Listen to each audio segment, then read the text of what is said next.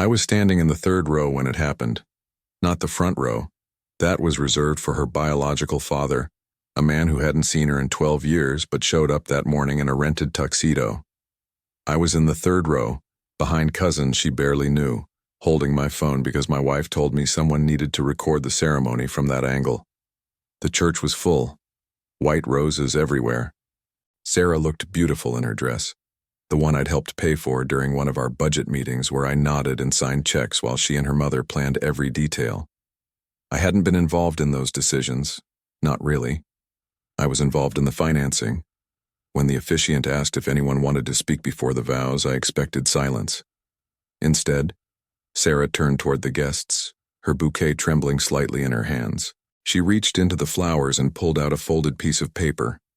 Then she walked down the aisle, past her biological father, past her mother, straight to me. "Dad," she said, loud enough for everyone to hear, "this is for you." I took the note. My hands were shaking. I don't know why. I hadn't done anything wrong. But something about the way she looked at me made my chest tighten. I unfolded it. "Thank you for showing up to write the checks, but not to my life. You paid for this wedding. That's all you were ever good for." I stood there, staring at the words, while 200 people watched me. Some of them looked confused. Others looked uncomfortable. Her biological father was smiling. I folded the note, put it in my jacket pocket, and sat back down. I didn't cry. I didn't leave. I stayed for the entire ceremony, the reception, the speeches. I smiled in photos when asked. I wrote the final check to the venue coordinator at the end of the night, and when I got home, I sat in my office and looked at that note for a long time. I'd spent my 30s building a small but successful consulting business. I wasn't wealthy, but I was stable. Linda and I dated for 8 months before I met Sarah. Linda wanted to be sure I was serious. She'd been burned before by men who didn't want the responsibility of a child. I respected that. When I finally met Sarah, she was shy, quiet, always clutching a stuffed rabbit she called Mr. Hop. I didn't try to be her father. Her biological father, Derek, was technically still in the picture. Birthday cards, occasional phone calls, promises of visits that never materialized. Linda said she didn't want to confuse Sarah by introducing too many father figures. So I was Richard, just Richard. But I was there. I showed up.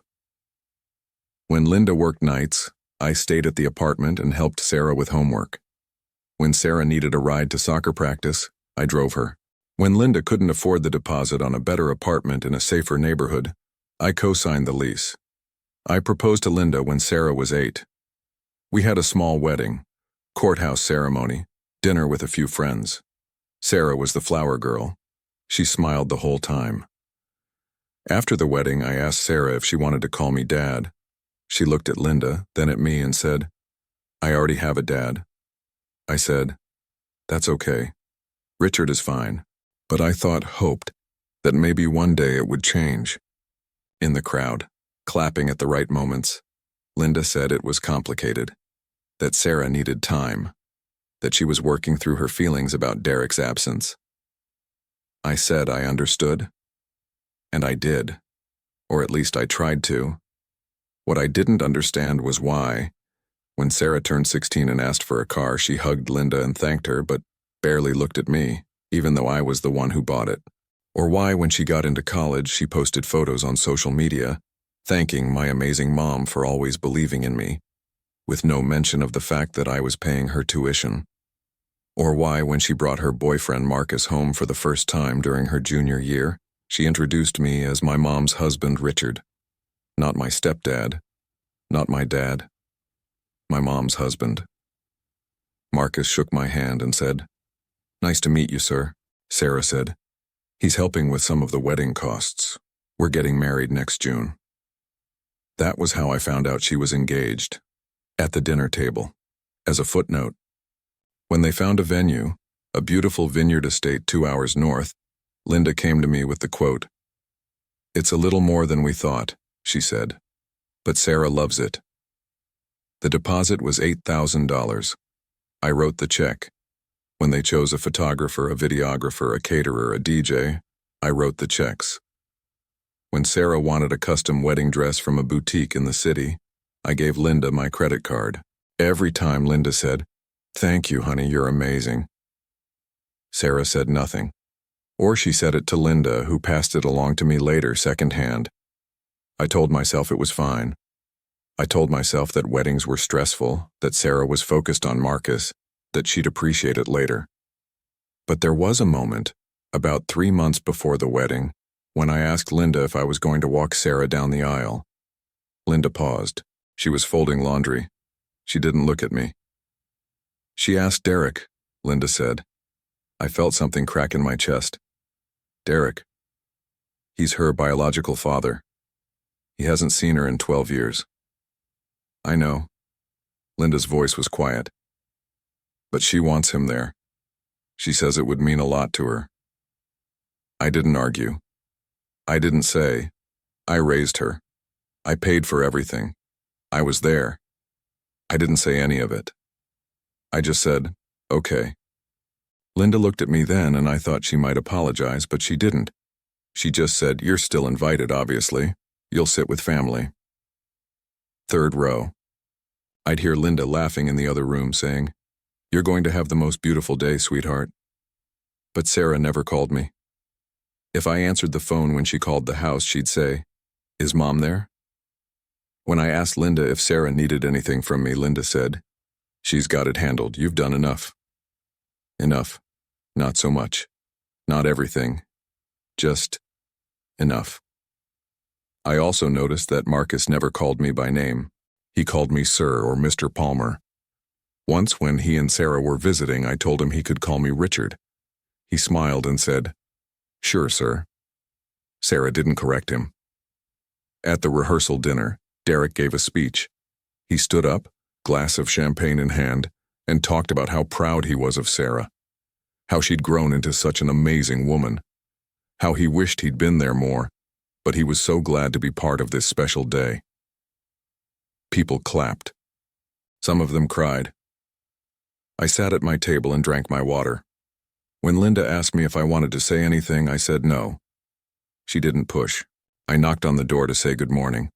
One of the bridesmaids opened it halfway. "Hey, Sarah's getting ready. We'll see you out there." She closed the door. I stood in the hallway for a moment, then walked away. During the ceremony, I watched Derek walk Sarah down the aisle. He was beaming. Sarah's arm was looped through his, and she looked happy. I thought about all the times I'd driven her to school, all the father-daughter dances she'd skipped, all the times I'd wanted to be the one she called when something went wrong. And then she stopped in front of me and handed me the note. I'm meticulous about records, always have been. I pulled out every receipt, every bank statement, every canceled check related to Sarah. The adoption attorney fees, the braces, the car, the insurance, 4 years of college tuition, room and board, textbooks, the wedding venue deposit, the dress, the photographer, the catering. I added it up. $247,000. Over 18 years. I didn't do this to throw it in anyone's face. I did it because I needed to see it. I needed to know that I hadn't imagined it, that I had been there, that I had contributed, that I wasn't just my mom's husband. She and Linda laughed and talked. Marcus smiled politely. I sat at the end of the table and ate my food. At one point, Sarah said, "We're so grateful for everything, Mom. You made the wedding perfect." Linda said, "It wasn't just me, sweetheart." Sarah glanced at me. Right. Thanks, Richard. Not Dad. Not thank you for paying for everything. Just thanks, Richard, the way you'd thank someone for passing the salt. After they left, I told Linda I needed to talk to her. We sat in the living room. I handed her a folder. "What's this?" she asked. "A summary of everything I've paid for Sarah over the last 18 years, I said. Linda opened the folder. Her face went pale. "Why are you showing me this?" "Because I want you to understand something," I said. "I love you. I loved Sarah. I tried to be a good father to her, but I'm not sure she even sees me as a person." Linda closed the folder. She's young. She doesn't understand. She's 26, I said.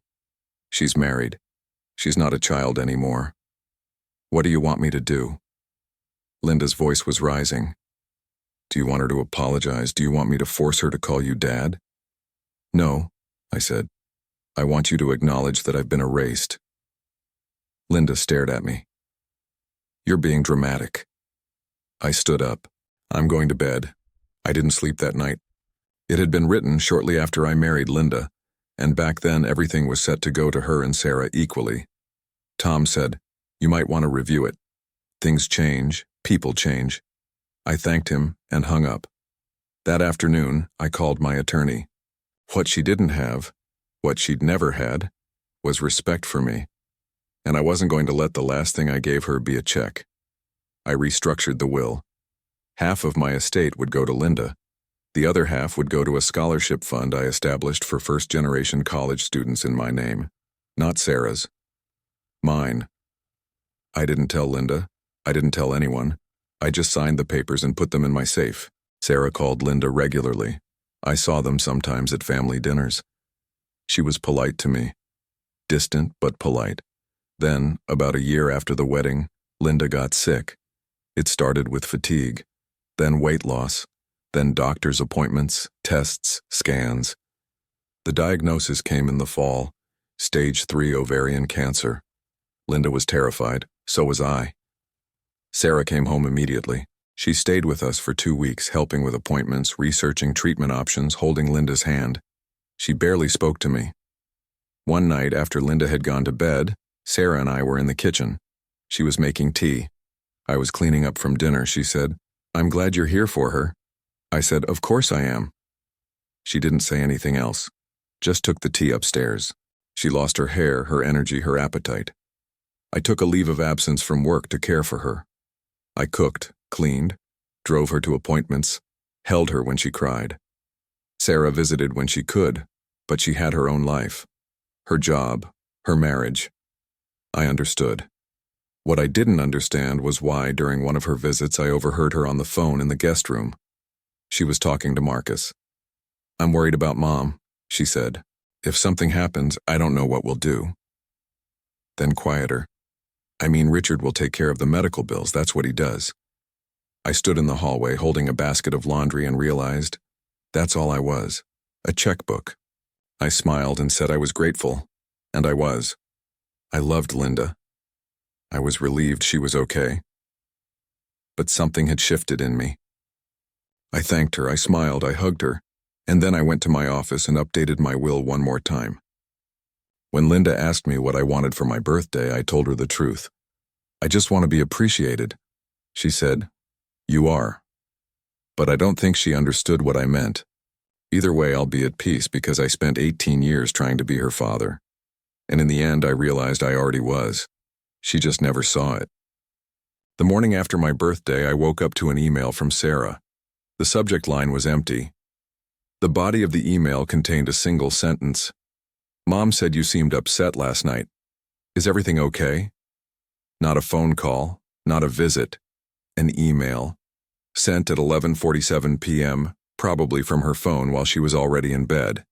I stared at it for a long time before I replied, everything's fine. Thanks for asking. She never responded. Linda asked me about it later that week. Sarah said you've been distant. I've been here every day, I said. You know what I mean. I didn't answer. Because I did know what she meant. And she was right. I had been distant. But not in the way Linda thought. I'd been distant because I'd stopped trying. For 18 years, I'd tried to earn something that was never going to be given to me. And I was tired. That fall, Sarah announced she was pregnant. Linda cried. She called everyone she knew. She started planning the baby shower immediately, color schemes, gift registries, venue options. I congratulated Sarah. She thanked me. Then she and Linda spent the next hour on the phone talking about nursery furniture. When Linda hung up, she turned to me, beaming. Can you believe it? We're going to be grandparents. I smiled. That's wonderful. We should start thinking about what we want to be called, Linda said. I think I want to be Nana. What about you? I didn't have an answer, because I realized, in that moment, that I had no idea what this child would call me, and I wasn't sure it mattered. Sarah had never called me Dad. Why would her child? At the shower, I sat in the back and watched Linda open gifts with Sarah, laughing and crying and taking photos. Sarah's biological father, Derek, wasn't there. He'd sent a card with $50 inside. One of Sarah's friends asked her during a game, "What's the best advice your parents ever gave you?" Sarah smiled. "My mom always told me to trust my instincts, and she was right." The friend said, "What about your dad?" There was a pause. Sarah glanced at Linda, then she said, "My dad wasn't really around much, but Richard, my stepdad, he's been really supportive." Supportive. Not present. Not involved. Supportive. The friend smiled and moved on. I stayed in my chair and finished my cake. Derek showed up 20 minutes before the baby was born. He walked past me without saying hello and went straight to Sarah's room. When Marcus came out to announce the birth, he hugged Linda first. Then he shook my hand. "Thanks for being here, Mr. Palmer." Still, Mr. Palmer. Linda asked if we could see the baby. Marcus said, "Let me check with Sarah." He came back a few minutes later. "She's pretty tired. Maybe give her some time to rest," Linda said. "Of course." We went home. Linda cried in the car. "I can't wait to hold him," she said. I drove and said nothing. When Linda handed Owen to me, I looked down at him. This tiny person who didn't know me, who would grow up calling me whatever Sarah decided I should be called. And I felt something break inside me. I handed him back to Sarah. "He's beautiful." She said, "Thanks." Derek was in the corner holding his phone, recording everything. She babysat, helped with night feedings, bought diapers and clothes and toys. I went when Linda asked me to. I held Owen when Sarah handed him to me. I smiled in photos, but I didn't feel like a grandfather. I felt like a guest. One afternoon, while Linda was changing Owen's diaper, Sarah said to me, "Thanks for helping Mom. I know she gets tired." I said, "Of course." She said, "You're really good with him." I wanted to say, "I raised you. I know how to take care of a child," but I didn't. I just said, "He's a good baby." I always noticed. I didn't argue. But later that night, lying in bed, I thought, what if she doesn't love me? What if she never did? And for the first time, I realized I was okay with that, because I didn't need Sarah to love me anymore. I just needed to stop pretending it didn't hurt. When Linda asked if I wanted to go to Owen's first birthday party, I said I had work. When Sarah called the house and I answered, I kept the conversation short and handed the phone to Linda. When Linda suggested we babysit Owen for the weekend, I said I wasn't feeling well. Linda noticed. "Is something wrong?" she asked. "I'm just tired," I said. "You've been tired a lot lately." "I'm getting older." She let it go, but I could tell she didn't believe me. But Sarah didn't think she owed me anything, because to her I hadn't done anything extraordinary. I'd just done what I was supposed to do. And maybe she was right. Maybe that's all I ever was. Someone who did what he was supposed to do. "Your PSA levels are elevated. I'd like to run some more tests." I knew what that meant. The biopsy confirmed it. Prostate cancer. Early stage. Treatable. My doctor said, "We caught it early. You're going to be fine." I told Linda that night. She cried. She held me. She said, "We'll get through this." I believed her. But I didn't tell Sarah. Not right away. "Because I don't want to worry her," I said. "She should know. I'll tell her when I'm ready." Linda didn't push, but I could tell she was frustrated. The truth was, I didn't tell Sarah because I wanted to see how long it would take for her to notice that something was wrong. Days passed, then weeks. She called Linda regularly. They talked about Owen, about Marcus's new job, about plans for the holidays. She never asked about me. I started radiation therapy in November. It was exhausting, physically, emotionally. I was tired all the time. I lost weight. My appetite disappeared. Linda took care of me. She drove me to appointments, cooked meals I couldn't eat, sat with me when I couldn't sleep. One night she said, "I think we should tell Sarah." I said, "Not yet." "Why are you being so stubborn?" "Because I want to see if she notices." Linda stared at me. "That's not fair." "None of this is fair," I said. I heard them talking in the kitchen. "Is Richard okay?" Sarah asked. "He seems really tired." "He's been going through a lot," Linda said. "Like what?" "Maybe you should ask him." Sarah came into the living room. "Hey, Richard, are you feeling okay?" I said, "I'm fine." She nodded and went back to playing with Owen. She called Sarah to tell her. Sarah said, "That's great news." She didn't ask why she hadn't been told sooner. Nothing to Sarah. My attorney asked if I was sure. I said, "I'm sure." He said, "This might cause problems." I said, "It might, but it's my decision." I signed the papers. I put them in my safe. And I felt, for the first time in years, at peace. On my 67th birthday, Linda asked me what I wanted. I said, "I just want to enjoy today." We had a quiet dinner, just the two of us, no party, no guests, no card from Sarah, and it was perfect. I saw it, and that was enough.